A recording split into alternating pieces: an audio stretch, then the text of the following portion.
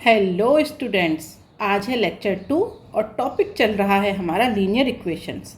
Last class में lecture 1 में मैंने आपको 2 वेरिएबल वाली लीनियर इक्वेशन बताई थी। उसे हम कैसे लिखते हैं यहाँ पर मैं फिर से बता देती हूँ। अगर 2 वेरिएबल है हमारे पास x और y, तो वो इक्वेशन हो जाएगी हमारे पास ax + by = c।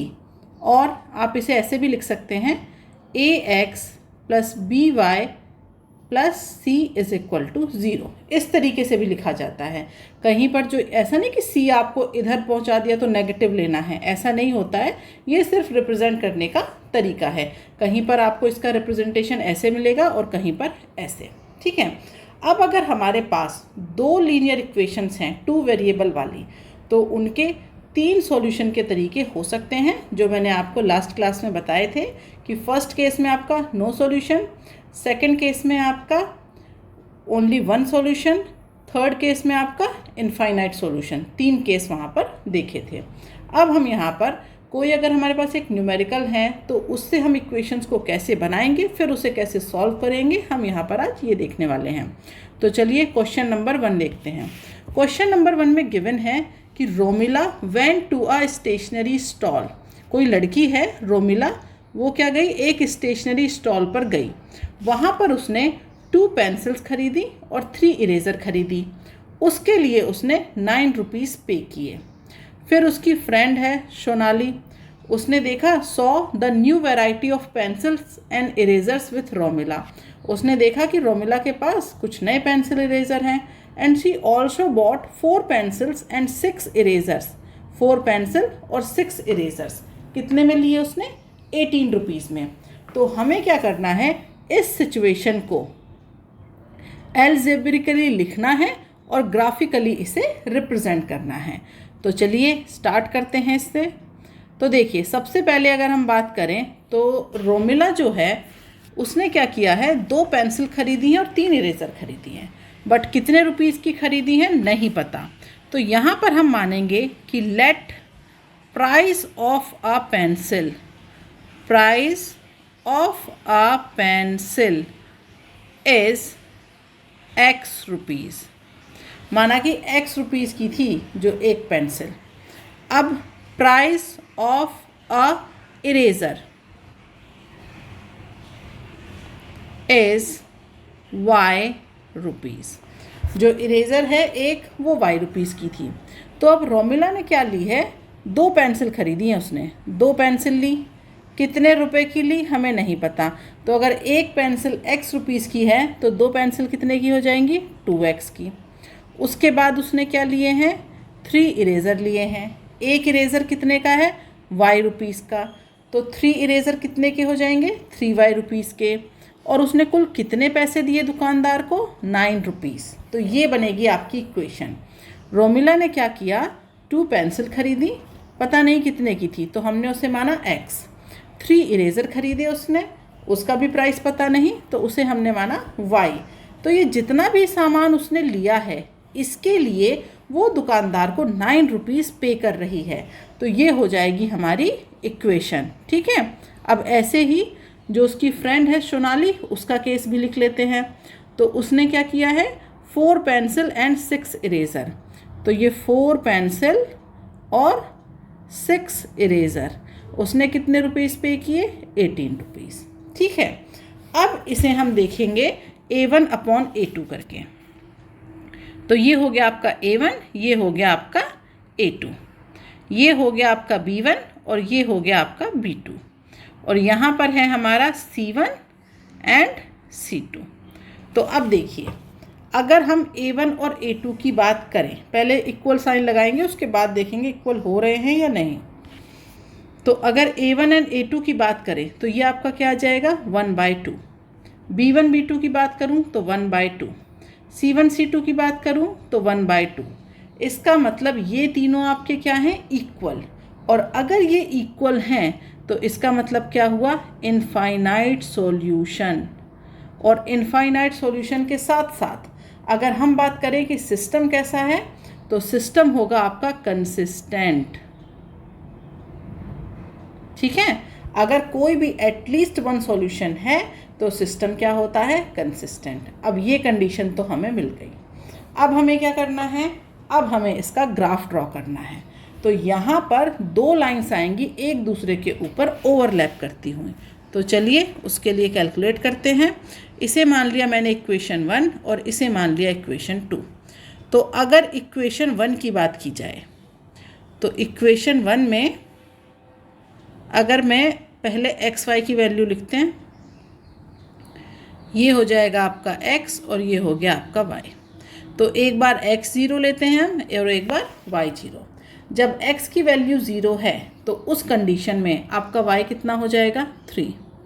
और जब y की वैल्यू 0 है तो उस कंडीशन में x कितना हो जाएगा, 4.5। अब आ जाते हैं इक्वेशन नंबर 2 के ऊपर। तो 2 में भी आप इसी तरीके से रिप्रेजेंट करिए। यहाँ पर भी x की वैल्यू और ये y की वैल्यू, x 0 और यहाँ y 0। तो 2 पे आइए। जब आपकी x की वैल्यू 0 है उस कंडीशन पे y कितना होगा, 3। और जब y 0 है तो x कितना होगा, 4.5, क्योंकि दोनों इक्वेशन सेम हैं, सेम आएगा आपका। ठीक है, अब इसे हमें ग्राफ पर ड्रॉ करना है। तो उसके लिए इसे मान लीजिए पॉइंट ए बी और ये हो गए हमारे पॉइंट सी डी। ठीक है, तो अब मैं यहाँ पर ग्राफ ड्रॉ कर देती हूँ।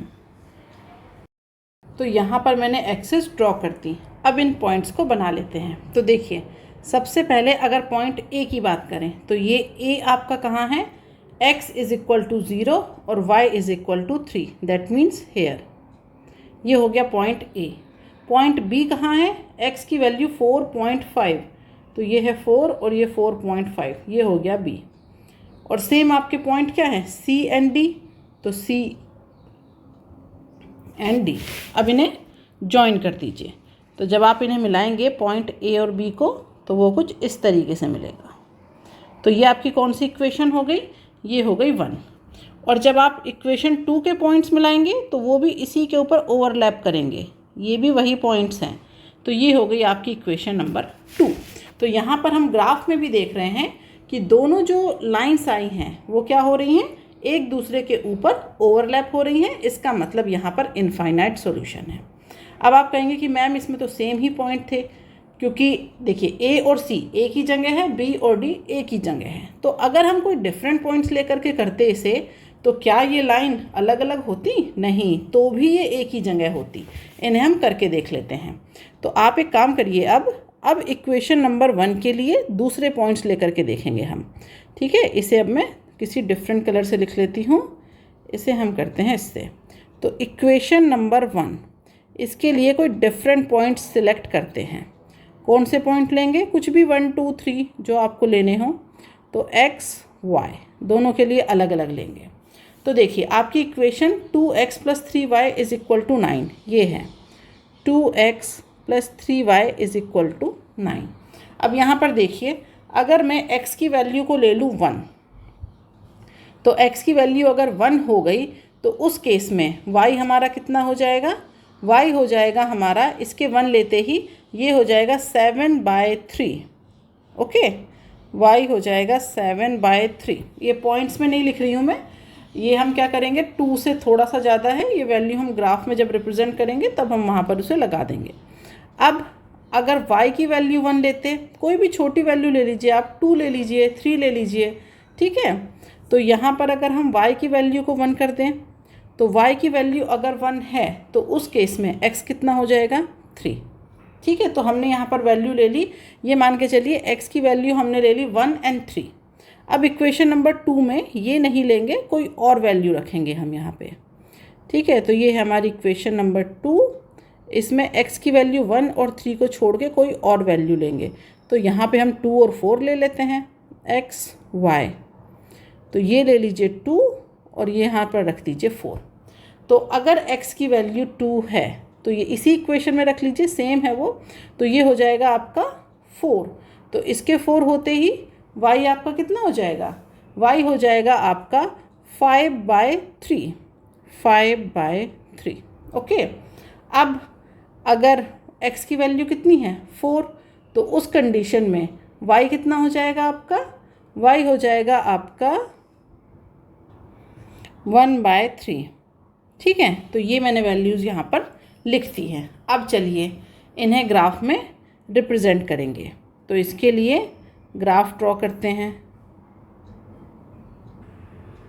तो यहाँ पर मैंने एक्सिस ड्रॉ कर ली। अब हम इन्हें पॉइंट्स को कुछ नाम दे देते हैं। ये हो जाएगा हमारा ए बी और ये हो जाएंगे हमारे सी डी। ठीक है, तो यहाँ पर देखिए पॉइंट ए, इसका मतलब है x की वैल्यू कितनी है 1 और y की वैल्यू कितनी है 7/3, दैट मीन्स 2.3 के अराउंड। तो ये तो हो जाएगा आपका y और ये हो जाएगा x। तो यहाँ पर कहीं पॉइंट बनेगा। ठीक है, ये आपका कहीं पर पॉइंट बनेगा। ग्रीन कलर से लिख देती हूँ इसे। ये हो गया आपका पॉइंट ए। अब हम बात करते हैं x की वैल्यू कितनी है 3 और y की वैल्यू कितनी है 1। तो ये पॉइंट हमारा यहाँ कहीं बनेगा। ये हो जाएगा आपका b। तो इन्हें आप जॉइन कर दीजिए।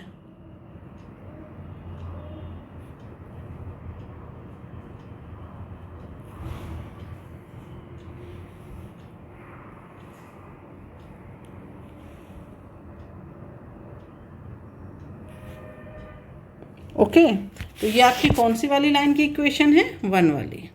अब बात करते हैं 2 की। तो पॉइंट आपका x कितना है यहाँ पर 2, x की वैल्यू 2 और y की वैल्यू कितनी है 5/3। 5/3 का क्या मतलब हुआ 2 से थोड़ा कम। कहाँ पर कम है यहाँ पर। ओके, तो ये आपका हो जाएगा पॉइंट C। पॉइंट D की अगर हम बात करें तो x की वैल्यू कितनी है 4 और y की वैल्यू कितनी है 1/3। तो 1/3 यहाँ कहीं आएगा। ठीक है, तो ये हो जाएगा आपका पॉइंट D। अब इन्हें मिला दीजिए तो ये आपके पॉइंट क्या हो जाएंगे। ओके, इसी लाइन के ऊपर कौन सी लाइन आ गई आपकी C और D वाली। लाइन AB के ऊपर कौन सी लाइन ओवरलैप हो रही है C और D वाली। तो आप चाहे पॉइंट्स को इस तरीके से मान लीजिए, x की डिफरेंट वैल्यूज़ ले लीजिए, y की डिफरेंट वैल्यू, या फिर ये वाला मेथड जल्दी हो जाता है कि एक बार x की वैल्यू 0 ले लो फिर y की वैल्यू 0 ले लो। यहाँ पर भी वही किया और सेम आएगा। और आपका ग्राफ दोनों ही केस में क्या है इक्वल। ग्राफ पे कोई फ़र्क नहीं पड़ता, लेकिन यहाँ पर वैल्यूज़ लेने से आंसर आपका जल्दी निकलता है। ठीक है, तो अब हम बात करते हैं नेक्स्ट क्वेश्चन की। तो ये है क्वेश्चन नंबर 2। यहाँ पर एक आदमी है जिसका नाम है आफ्ताब। वो अपनी बेटी को कह रहा है कि 7 years ago, 7 साल पहले, I was 7 times as old as you were then। मतलब जितनी भी तुम थे उस टाइम पे, तो मैं तुमसे 7 times बड़ा था। ऑल्सो 3 years from now, आज से अगर बात करें 3 साल बाद, I shall be 3 times as old as you will be। तो जो भी आपकी एज होगी मेरी एज उससे 3 times ज़्यादा रहेगी। तो देखा जाए तो आज के टाइम पे उनकी एज क्या है, तो इसे आपको मतलब इस पूरी कंडीशन को आपको ग्राफिकली शो करना है। तो कैसे करेंगे, यहाँ पर देखिए 7 साल पहले का 3 साल बाद का हमें कुछ नहीं पता। हम बात करेंगे यहाँ पर सबसे पहले आज की। तो अगर आज की बात करें टुडे, हम मानेंगे लेट टुडे, आज की बात करते हैं today, age of Aftab, age of Aftab x years. ना तो हम 7 साल पुरानी बात कर रहे हैं ना 3 साल बाद की। आज के टाइम पे जो आफ्ताब है उसकी एज है x ईयर्स, इतना बड़ा है वो। और जो एज ऑफ उसकी जो डॉटर है आफ्ताब की, ठीक है, एज ऑफ हिज डॉटर वो कितनी है y ईयर्स, वो इतनी है। ठीक है, अब आते हैं 7 साल पुरानी बात पे। तो वो ये कह रहा है कि 7 साल पहले, तो भाई अगर आज आफ्ताब की एज x ईयर्स है तो 7 साल पहले वो कितने का था x-7। ठीक है, उसकी बेटी की एज देख लेते हैं।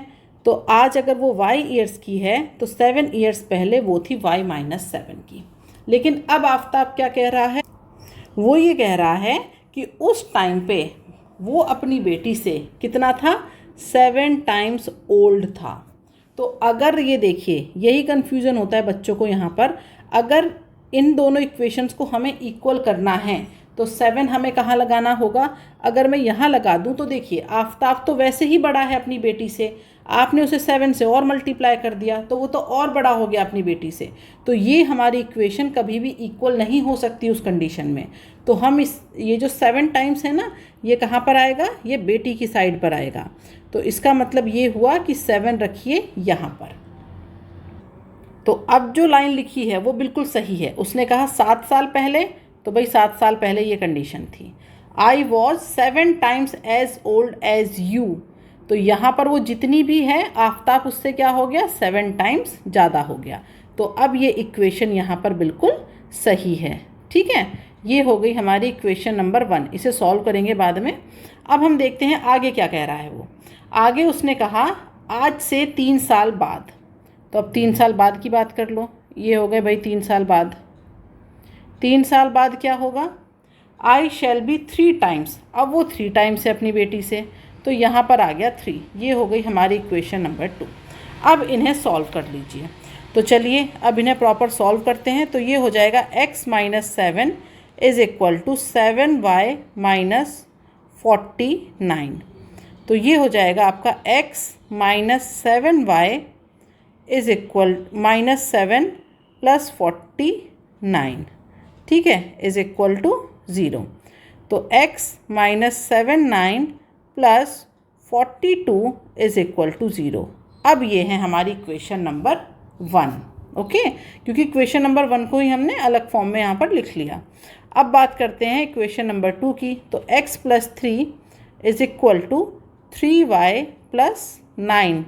तो x minus 3y plus 3 minus 9 is equal to 0।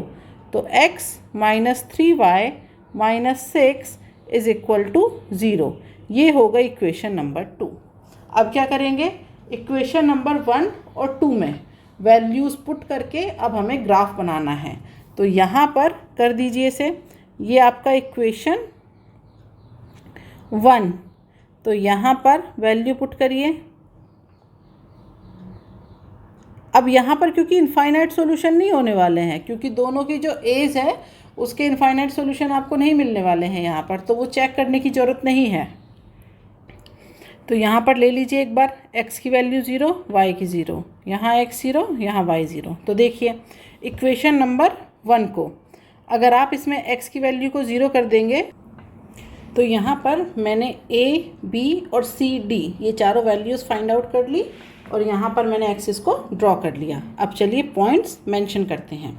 x की वैल्यू 0 पर y की वैल्यू क्या है? 6। तो y की वैल्यू है 6, ये तो और ऊपर तक जाएगा।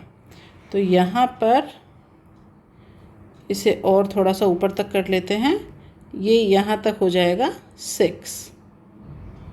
ओके, तो जो फर्स्ट पॉइंट है a वो यहाँ पर हो जाएगा, x की वैल्यू 0 और y की वैल्यू 6। दूसरा है आपका x की वैल्यू -42 और y की वैल्यू 0, तो b हो जाएगा आपका यहाँ कहीं। ठीक है, इन्हें ज्वाइन कर दीजिए। थोड़ी सी टेढ़ी हो गई ये लाइन, बट कोई बात नहीं, हमें तो सिर्फ रिप्रेजेंटेशन ही करना है। ओके, अब यहाँ पर c की वैल्यू कितनी है? 0 एंड -2, x 0 और y -2, तो ये हो जाएगा आपका c। और d कितना है? x 6 और y 0, तो ये हो जाएगा आपका यहाँ कहीं पर। तो ये है c और ये है d, इन्हें ज्वाइन कर दीजिए।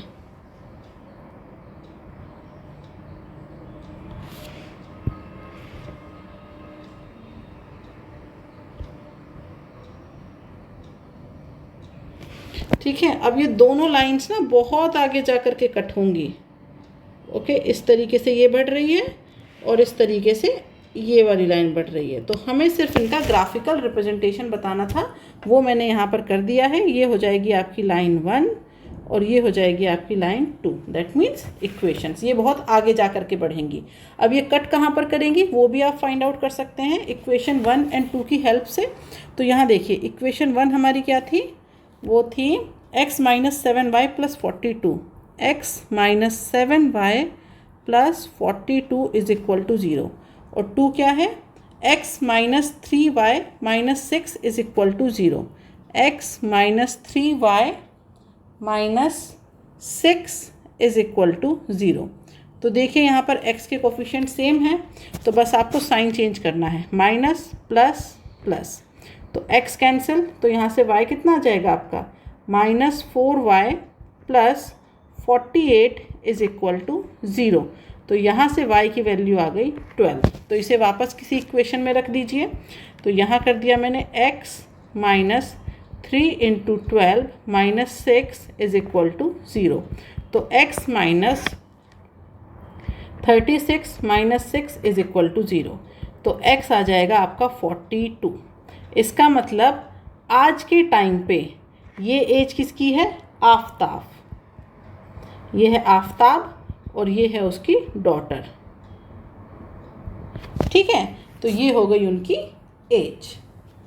और यहाँ पर भी देखिए, जब y की वैल्यू 12, x की 42, मतलब यहाँ पर इस एक्सिस पर x हो जाएगा 42 और इस पर y हो जाएगा 12, तब जा कर के ये कहीं पर एक पॉइंट पर मिलेंगे। ठीक है, तो वो पॉइंट हमारा बहुत आगे जा कर के आएगा, तो यहाँ पर वो पॉइंट आपको नहीं दिखाई दे रहा है। बट आपको वो सब रिप्रेजेंट करने की ज़रूरत नहीं है, वो तो मैंने जनरली कभी इक्वेशन आया आपको और इस तरीके से ड्रॉ करना हुआ, तो इसीलिए इस क्वेश्चन में भी आपको मैंने मेंशन कर दिया है। अब हम आते हैं नेक्स्ट क्वेश्चन पे, क्वेश्चन नंबर 3। तो ये है हमारा क्वेश्चन नंबर 3। यहाँ पर आपको क्या गिवन है, एक इक्वेशन दी गई है, एक लीनियर इक्वेशन गिवन है आपको। ठीक है, वो गिवन क्या है equation, 2x plus 3y minus 8 is equal to 0। अब ये तो सिर्फ आपको एक इक्वेशन दे दी, अब वो दूसरी इक्वेशन आपसे बनाने के लिए कह रहा है। तो यहाँ पर 3 केस हैं। पहला केस में वो ये कह रहा है, जो आपको फर्स्ट केस है उसमें वो ये कह रहा है कि ये एक इंटरसेक्टिंग लाइन्स हो, जो आपकी देखिए, ये तो इक्वेशन नंबर 1 हो गई।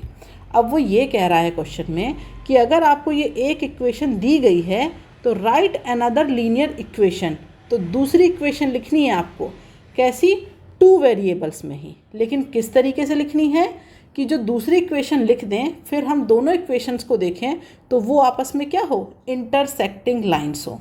ठीक है, तो यहाँ पर जो फर्स्ट केस है आपका वो है इंटरसेक्टिंग लाइन्स का। तो अब देखिए, इंटरसेक्टिंग लाइंस का जो केस होता है उसमें अगर हम देखें तो होना क्या चाहिए हमारे पास, a1 अपॉन a2 बराबर b1 अपॉन b2। तो ये वाली जो टर्म है वो इक्वल नहीं होनी चाहिए। यहाँ पर जो हमारे c1 एंड c2 हैं वो इक्वल हो, चाहे वो इक्वल ना हो, उससे हमें कोई फ़र्क नहीं पड़ता। तो इस वाली टर्म को हमें देखने की ज़रूरत नहीं है। हमें किसे देखना है, सिर्फ इसे देखना है, ये कंडीशन सेटिस्फाई होनी चाहिए। अब देखिए, यहाँ पर अगर मैं मानूँ कि जो फर्स्ट इक्वेशन है आपकी, वो जो गिवन है वो तो ये हो गई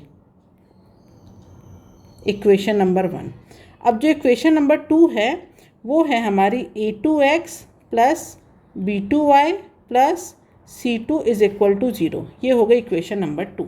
तो अब लिख लीजिए ने, ये वाली कंडीशन सेटिस्फाई करानी है आपको बस। तो 2 upon a2 does not is equal to 3 upon b2, ये कंडीशन बनानी है।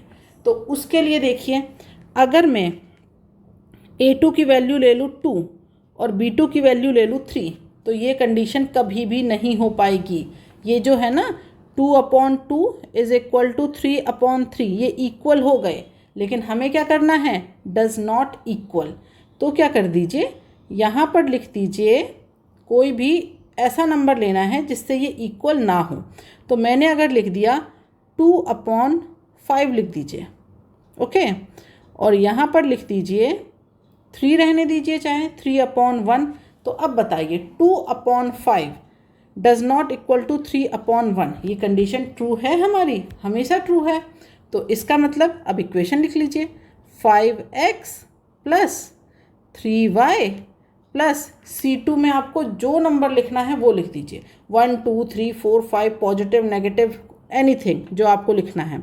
तो यहाँ पर मैंने लिख दिया 2 इज इक्वल टू 0। तो ये हो गई हमारी इक्वेशन नंबर 3। तो इसका मतलब ये इक्वेशन और ये इक्वेशन, इनका क्या होगा, एक इंटरसेक्टिंग पॉइंट होगा। क्यों होगा, क्योंकि ये जो कंडीशन होती है ना ये वाली कि a1 upon A2 does not equal to B1 upon B2, इस कंडीशन को ये दोनों इक्वेशन आपस में मिलकर के सेटिस्फाई करती हैं। ओके, तो ये आपको समझ आ गया होगा। अब आते हैं नेक्स्ट पॉइंट पे। नेक्स्ट उसने कहा है कि पैरेलल लाइंस हों, तो अब आ जाते हैं सेकंड केस। सेकंड केस क्या है? Parallel lines. तो पैरेलल लाइन के केस में क्या होता है, यहाँ पर मैंने वही जो गिवन इक्वेशन थी वो लिख ली। पैरेलल लाइन के केस में होता है कि अगर हम देखें तो A1 upon B2 is equal to B1 upon B2 does not equal to C1 upon C2। इसका मतलब A1 A2 का जो रेशियो है वो B1 B2 के रेशियो के बराबर है। तो यहाँ देखिए हमें क्या करना है, 2 upon A2 is equal to 3 upon B2, ये करना है हमें सबसे पहले। उसके बाद ये वाली कंडीशन बाद में करेंगे, पहले इस कंडीशन को सेटिस्फाई करना है। तो अगर हम यहाँ पर A2 और B2 इनकी वैल्यू ऐसी क्या सिलेक्ट करें कि ये इक्वल हो जाए, तो देखिए अगर आप इसे 2 और 3 लेंगे तो भी ये क्या हो जाएगा आपका 1 इज इक्वल टू 1। उसके अलावा अगर आप इसकी वैल्यू क्या लिखेंगे 3 और इसकी वैल्यू क्या लिखेंगे 2/3 है ना, ये 3 नहीं, इसकी वैल्यू करेंगे 4, इसकी वैल्यू कर दीजिए 4, डबल कर देते हैं। ठीक है, इसकी वैल्यू 4 हो गई तो ये हो गया आपका 1/2 और इसकी वैल्यू कर दीजिए 6 तो ये भी हो गया 1/2। इसके अलावा इसकी वैल्यू कर दीजिए 6 तो ये कितना हो जाएगा, 6 होते ही ये हो जाएगा 1/3, इसकी वैल्यू कर दीजिए 9। ठीक है, तो आप कोई भी कॉम्बिनेशन ले सकते हैं। तो यहाँ पर आप लिख सकते हैं 4x प्लस 6y, या फिर आप लिख दीजिए 6x प्लस 9y, जो भी वैल्यू आपको लिखनी है, क्योंकि हमें तो कॉम्बिनेशन कैसा चाहिए, A1 upon A2 is equal to B1 upon B2। तो दोनों ही केस में ये कंडीशन सेटिस्फाई हो रही है। अब ये जो है ना, ये जो आप इक्वल कर रहे हैं, ये किसी भी केस में C1 अपॉन C2 के इक्वल नहीं होना चाहिए। तो इसका मतलब यहाँ पर वैल्यू है जब आपकी ऊपर वाली 8, तो नीचे वाली ऐसी कोई वैल्यू लिखनी है कि ये आपकी C1 अपॉन C2 के इक्वल ना पहुँचे।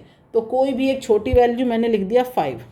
ओके, तो यहाँ अगर मैं कर दूँ +5 इज इक्वल टू 0, या फिर मैं इसमें -5 कर दूँ, -5 इज इक्वल टू 0। तो यहाँ पर जो आपकी equation number 2 and equation number 3, ये दोनों ही ऐसी इक्वेशन हैं जो इक्वेशन नंबर 1 और 2 के साथ इन दोनों का पैरेलल कॉम्बिनेशन और इन दोनों का पैरेलल कॉम्बिनेशन बन रहा है। तो आप जितनी मर्जी चाहें उतनी इक्वेशन लिखिए, उतने तरीके से लिख सकते हैं।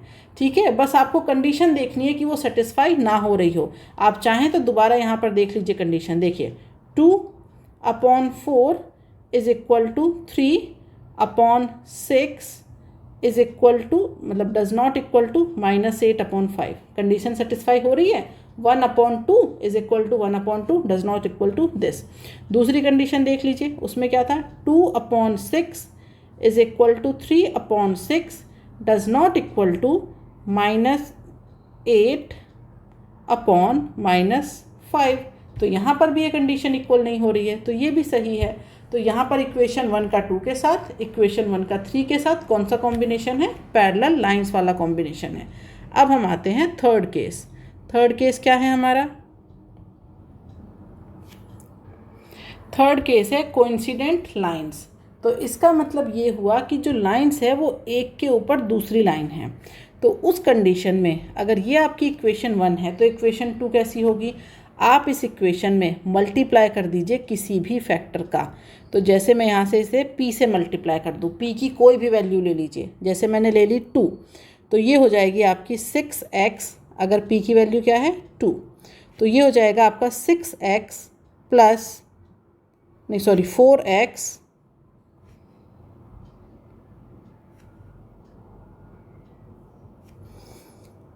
p की वैल्यू अगर 2 है तो ये हो जाएगा 4x plus 6y minus 16 is equal to 0।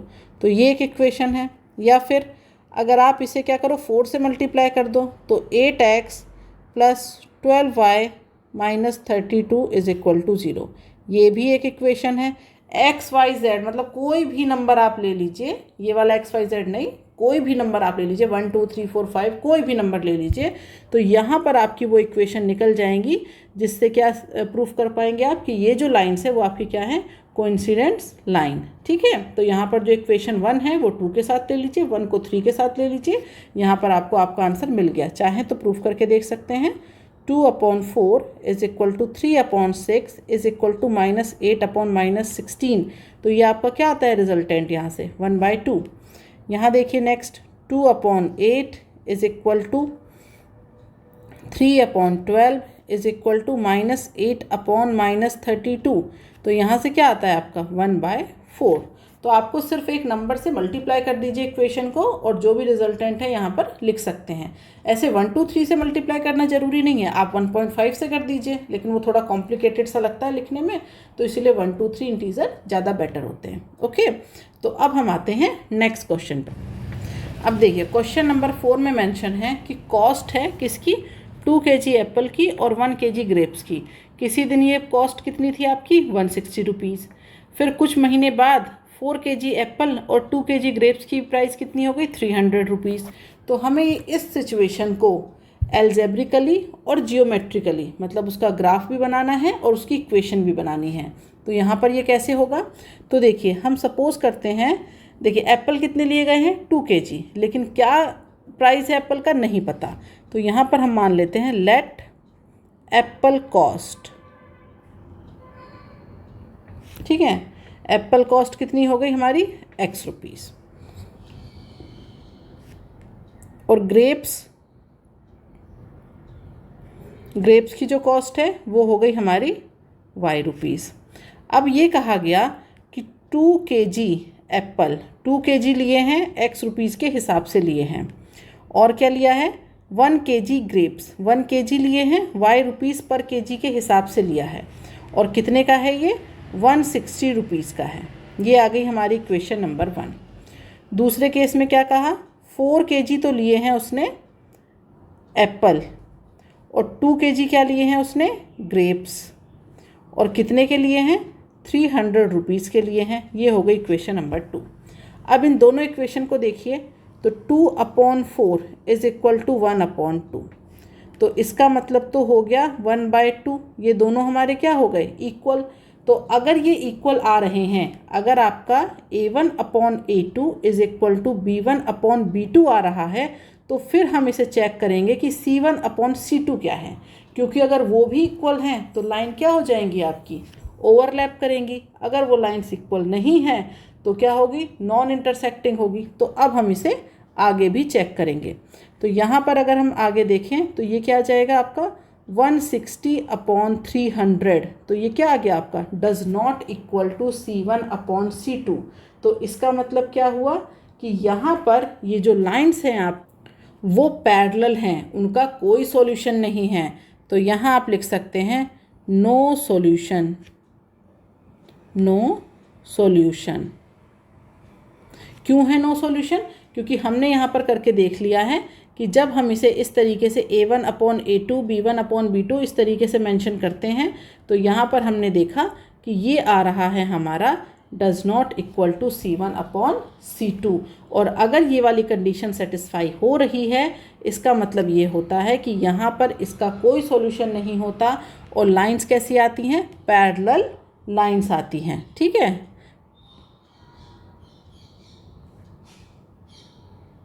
Parallel lines no solution. और सिस्टम की बात करेंगे तो वो क्या हो जाएगा इनकंसिस्टेंट हो जाएगा। तो आप लोग अब इसे ड्रॉ कर सकते हैं। मैंने बहुत सारे ग्राफ बता दिए हैं, अब तक आप लोग ड्रॉ करना सीख गए होंगे, तो इसे भी अब आप ड्रॉ कर सकते हैं। ठीक है, तो आज की क्लास में इतना ही। अब मिलेंगे नेक्स्ट क्लास में। तो आज के लिए बाय बाय स्टूडेंट्स।